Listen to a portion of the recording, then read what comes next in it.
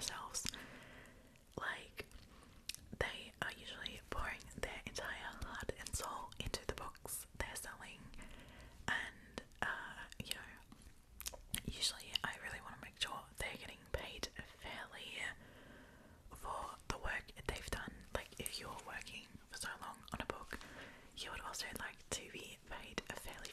So, fair payment is something that, is really important to me. So, do make sure you do support your favourite authors, small authors, by, purchasing their stuff. But I know that isn't feasible for everyone, especially for people who read a lot in a month. And, it can just get so expensive. So, let's get going though. I sorted all my tips from most expensive to free. So, the longer the video is, later on, it's gonna get cheaper. That's free, okay. So obviously, tip number one is to just compare different selling websites and different stores. So this might sound like such a simple tip, but for example, if you just look at the book prices from my main source of books, where I usually buy my books, which is the German bookstore Thalia. Usually the books on there are more expensive than on Amazon, for example. So, if you want to save a little bit, to make sure to compare your prices. And then another tip of mine is to read in a different language. This is probably for all my Germans, because in Germany we have a thing, I can't remember how it's called, but basically in Germany the bookstores or the sellers have no control over the price. The price of a book is fixed by the publisher. So let's say the publisher agrees with the author that they want to charge 15 euros for the book. The shops aren't allowed to sell the book for any cheaper than the 15 euros. You are also not allowed to give any discounts or anything on German books. So books are fixed in Germany, like their price is just fixed. And that is to protect the authors. So what I said in the beginning, Germany's doing that kind of well. But it can be really tedious because German books have really risen in price. A simple paperback nowadays costs between 15 to 18 euros. I think it's like almost 1-to-1 conversion to the American dollar. So for German standard, that's pretty expensive. And English books, like all other language books, do not have a price fix in Germany. So they can sell English books for however much they want to sell it and can give discounts on it, which is one of the reasons I primarily read in English. Other than that, I enjoy it. I like reading English more, but yeah, so for this entire video I kind of looked up for how much you would be able to get the entire Akata series, because the Akata series is kind of a very popular one, and one you can really nicely find on like all websites. So anyway, here's my stack of Akata books. I don't have the first one though, but I got the second, the third and a half, and the fourth book.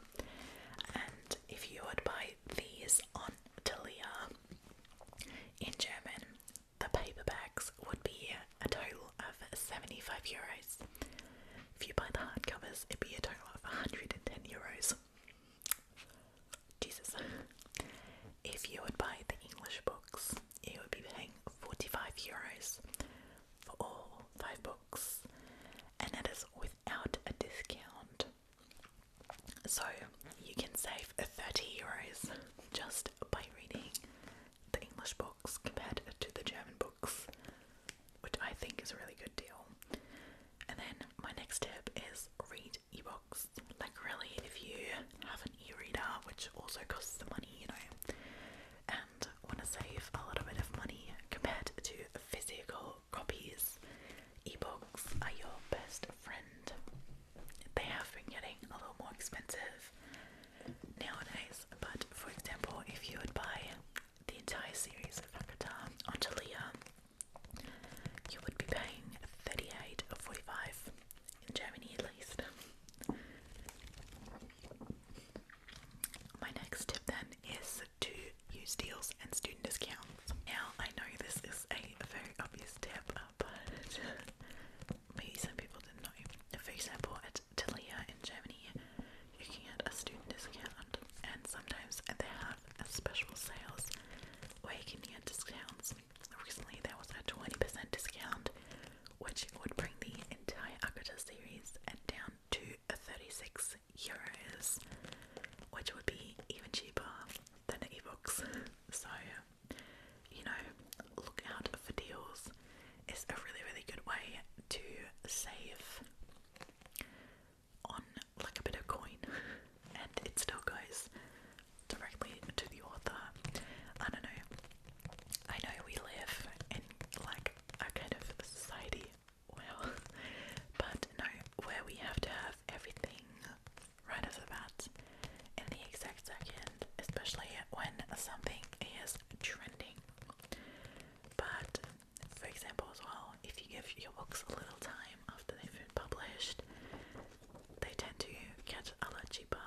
So, you know, wait for the sale, wait for the book to be released for a while. It's usually worth it if you aren't able to, you know, spend the coin, because it can make such a difference. If you buy 10 books for 10 euros, you have to, like, you spend 100 euros. But if you buy 10 books for 6 euros, you only spend 6 euros. So it can make all the difference. But continuing, my next tip is to buy used books. Now, I found that Akata is too popular to get for cheap on reselling websites. For example, in Germany there is Freya. They charge 43 euros for the entire series, which I find ridiculous, considering if you buy it in new, it's 45. So 2 euros just to, like, 2 years saving just to get some used books isn't per se worth it to me. I don't know. On Vinted, however, which is a app like, I think an American equivalent is like Depop, you can get the Akata books for about 7 euros per book, which would also bring it to 35 euros. But I've bought some books on Vinted and I've sold some books on Vinted, and especially popular books you can get for quite a reasonable price, but you can also sell for quite a reasonable price, which I guess is a free little half tip, is to sell your used books after reading them. If you know, didn't love it 100%, if it's not the book you want to have in your bookcase forever, do sell them. You can usually still get a pretty good price on Vinted for them, for example. Okay, the next tip, which is probably one of my personal favorite tip, is to get ebook or audiobook subscriptions. For example, I'm currently using Everand. Everand has a 10-euro a month subscription. They, for example, have the entire Akata series as ebooks. They also have all the audiobooks. They have all the normal audiobooks, and my recent favorite, they have all the dramatized audiobooks, However, with the dramatized audiobooks, I think you can only listen to 2 premium audiobooks or something a month. So you would have to keep your subscription for 3 months if you want to if you want to listen to all 5 audiobooks in the dramatized, only in the dramatized version, which would still bring your total to €30, and they have a huge selection of other books and audiobooks as well, like Everand. I think I would really suggest Everand. They really have a great selection of a lot of ebooks and audiobooks that are all included in the €10. So that's, if you want to save some money because you read a lot and you listen to a lot of audiobooks, that subscription kind of makes the most sense for me, because you get both for the price of one. €10 a month is really not that much, and you can basically read and listen to as much as you want. So, my personal favorite right now. There's also Audible, where you get 1 book a month, but it's also €10. However, you get 1 credit a month, which you can, for example, use for the Akata series. It would take you quite a while with your credits to listen to the complete audiobooks for all 5 Akata books. Like, it would be €50 for 5 credits if you want to listen to the normal ones, and it would be astronomical if you want to listen to the dramatized ones. However, you would own them afterwards, I think, because you keep ownership. But it would be, I think I calculated, it's €120 to spend all your credits only on the dramatized versions of these books. Because this one is, for example, just 1, and the first one is 2, but I think all the others are 3 different audiobooks that you have to use credits for. Like, you have to use 3 credits for the second book, for example. So yeah, that would end up being pretty expensive, but on Audible, first of all, they always have really good deals. You can usually get 1 or 2 free months, or they have a student subscription, I think, which is half price. And then they also have a lot of deals where you get like 3 months for €10 or something, which could be worth it if you have your eye on something. The next thing is that Audible has a free library now with an active subscription, and they don't have a lot that I've found so far, but they do, for example, have all, I think, of the OG Anna Huang book series. Personally not a big fan, but maybe that might be interesting for you.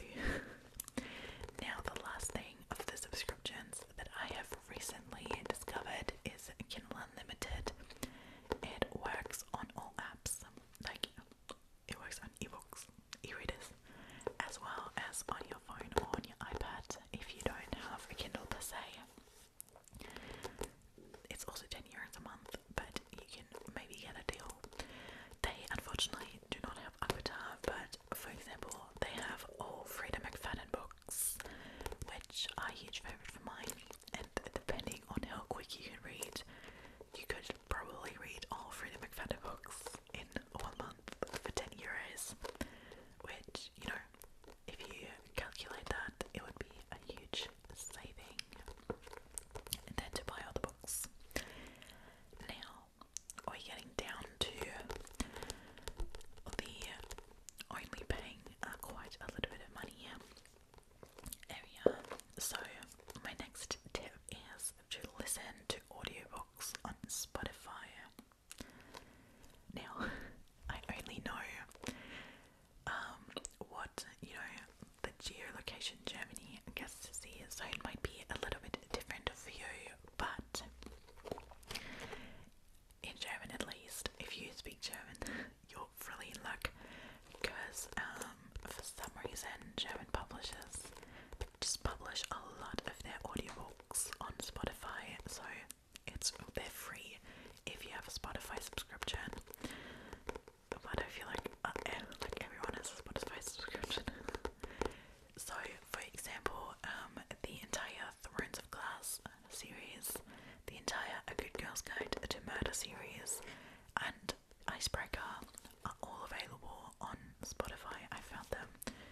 just scrolling through in German. Please mind. In English, you need to be doing a little bit more digging.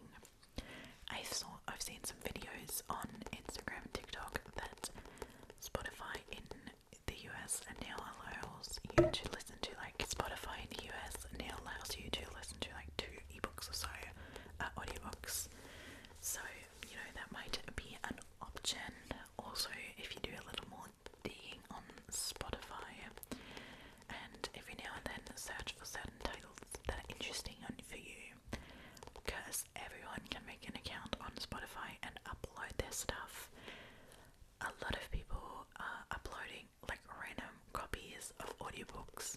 I'm sure that's not entirely legal, but in my opinion, I'm paying for Spotify, and if Spotify allows people to upload that stuff, like, they should be not be doing that, and then they should make sure the artist is getting paid fairly for that. You know, I'm sure they don't, but I feel like it's not my responsibility. I don't know. Anyway, I, for example, listened to the entire A Good Girl's Guide to Murder series on Spotify in English. I don't know where it came from, but and then I think currently I've seen Lessons in Chemistry on there, so I know for sure that one is there for free right now.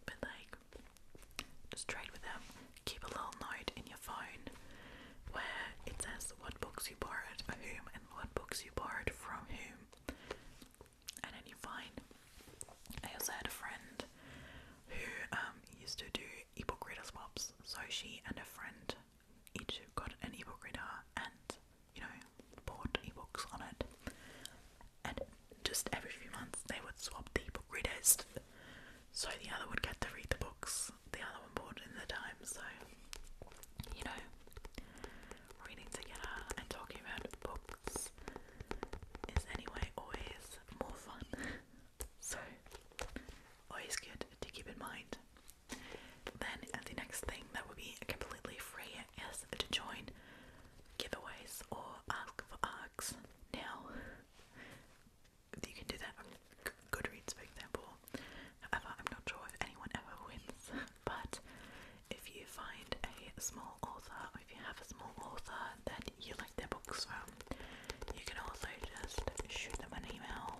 You know, I think it's easier to get them from smaller authors, but then again, I have like zero experience with arcs, so just be prepared to give something in exchange, whether it's feedback or Goodreads or Amazon reviews or whatever.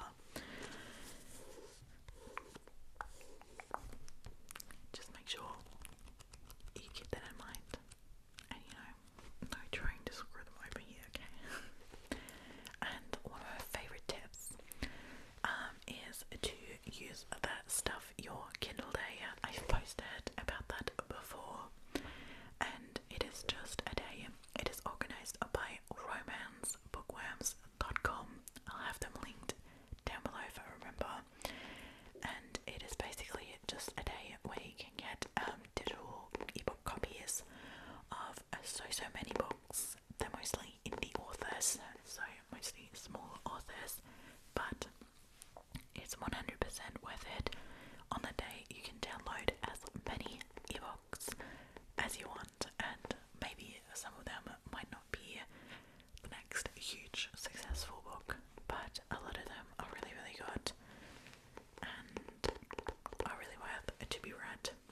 I think they usually do romance, but the other day I think I saw like a fantasy one, maybe a thriller one. I'm not 100% sure because I wasn't paying too much attention because I was quite busy that day. But yeah, you can check out romancebookworms.com, and it works not only on Kindle but on all ebook readers, on phones, on tablets, whatever you have on hand. So that's basically my absolute favorite tip to get free audiobooks, because it's illegal, it's free, it's nice, you can get as many as you want, and you can like literally download so many that it could keep you over till the next Stuff Your Kindle Day is, and then you get more, and you never have to pay for a single book. So yeah, those were all my tips on how to read for cheap.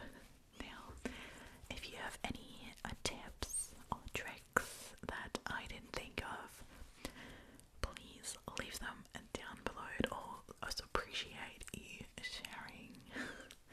And if you're really, really, really, really in an absolute dire situation, like, I'm only telling you this because, you know, some people can just really not afford it, but if you can, do make sure, you know, the authors are getting paid fairly. But if you can't, I'm just saying, when you look up how to get free ebooks on Reddit, you might find some interesting things, but you didn't hear that from me, okay? Like, do on your own risk, because that's definitely not very legal, but we like to support authors here, okay? Because they put in a lot of work.